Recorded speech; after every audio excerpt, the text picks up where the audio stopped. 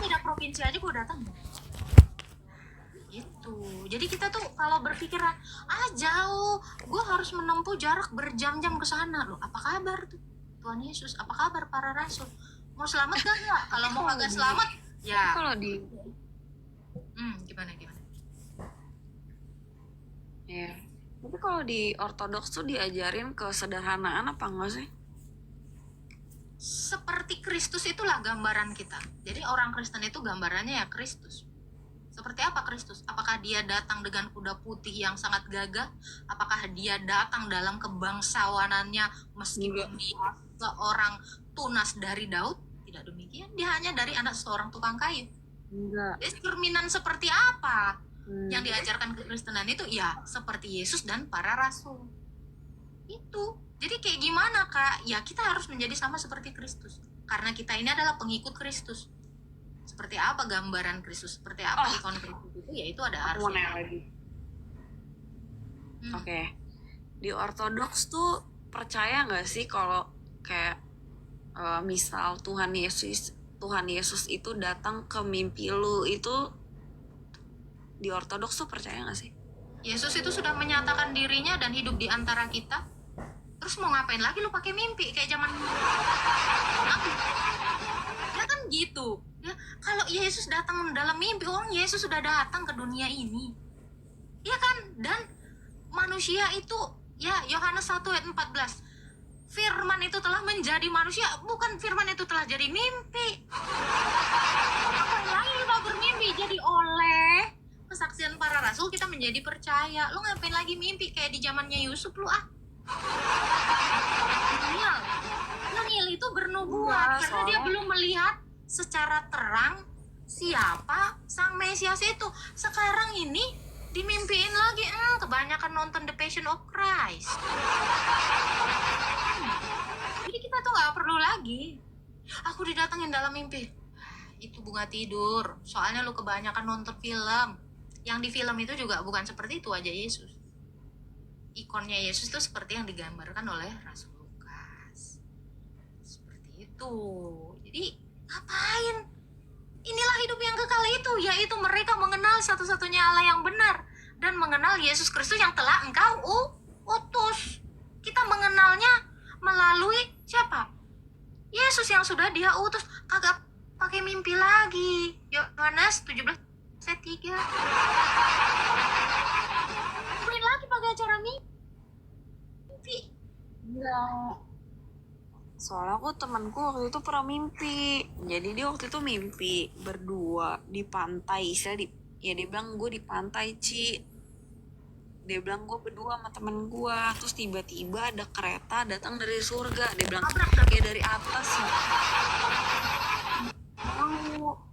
Terus habis itu dia bilang kereta datang dari atas. Terus habis itu orang depannya bilang, lu gak bisa naik karena lu itu belum mengenal Tuhan Yesus. Jadi temennya dijemput, dianya ditinggal. Ya itu kayak kebanyakan mimpi sih Kak. Ya namanya mimpi itu bunga tidur ya. Kenapa kita tidak lagi mempercayai mimpi-mimpi seperti yang di zamannya para nabi? Karena di situ Yesus itu belum dinyatakan dalam kodrat manusia seutuhnya. Jadi kenapa lagi kita harus mimpi-mimpian gitu loh? Mimpi itu hanya bunga tidur. Tetapi kita itu bisa mengenal Yesus melalui pemberitaannya para rasul. Kalau kita mengenal Yesus bukan dari pemberitaan para rasul, ya kita bisa tersesat. Apalagi kalau kita mengenalnya dari mimpi. Karena mimpi itu nggak ada saksinya, dan itu pun di bawah alam sadar. Jangan pernah percaya sama mimpi orang. Tapi dulu aku Karena pernah sih percaya sama mimpi orang, kayak yang sebelah ntar. Dulu aku pernah sih, waktu itu aku ikut kayak KRK gitu loh. Kak Gata tahu kan KRK, kayak kehidupan dalam roh gitu, kayak istilah retret yang kayak 3 hari atau 4 hari kayak gitu. Terus aku kayak istilahnya aku mau didoain sama pendetanya. Terus aku bilang kayak, aku kayak doa dalam hati, Tuhan Yesus kalau emang lu ada buat gua. Terus temanku doain aku, tapi aku bilang, lu jangan sekali-sekali tangan lu nyentuh pala gue ya, gue nggak mau. Gue bilang kayak gitu. Tapi aku bilang, Tuhan Yesus, please kalau lu ada buat gue percaya 100% sama lu kasih tanda deh buat gue, please gitu. Akhirnya aku didoain, tapi aku kayak entah gimana tiba-tiba aku jatuh, kayak istilah kayak angin topan langsung bes gitu sama lo. Nggak apa-apa, orang tuh macem-macem. Mungkin tidurnya Ya agak udah ada itu giringan. Ini kalau tidur tuh di tengah. Biar nggak jatuh bles, tidurnya di pelukan laki. Masih dipegangin tuh. Insya Allah dipegangin, kagak bakalan jatuh bles. Nggak mau aku. Ya udah cari, ngapain lo di mari? Gimana sih?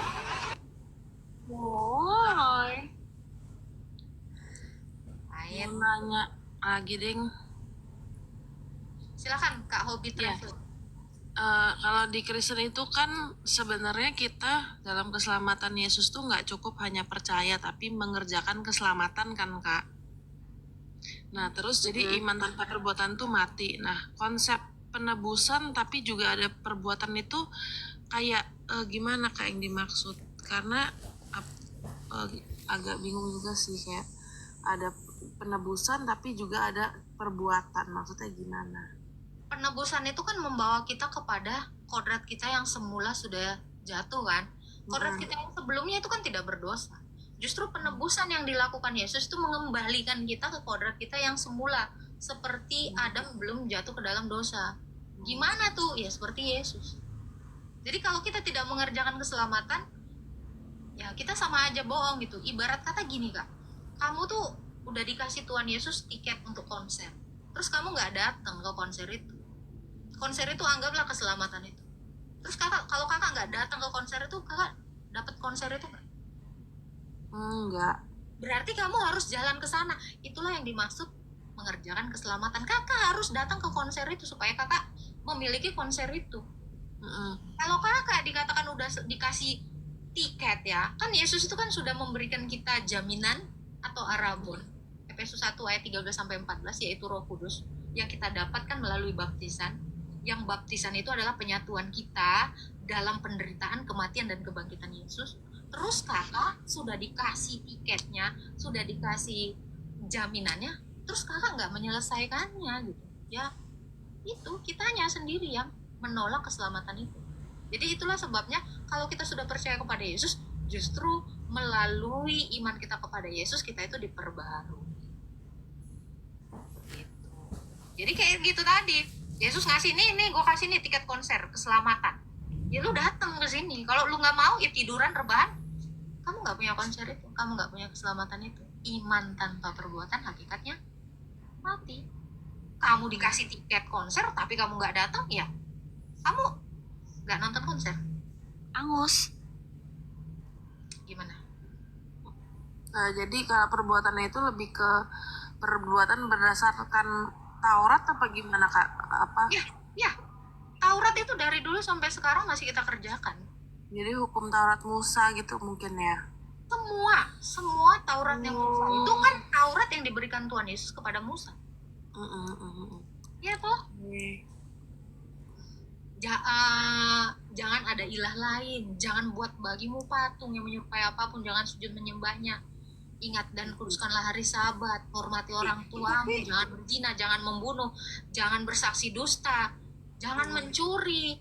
Ya, itu semua kan kita lakukan. Berarti Taurat itu sebenarnya masih kita lakukan hingga detik ini.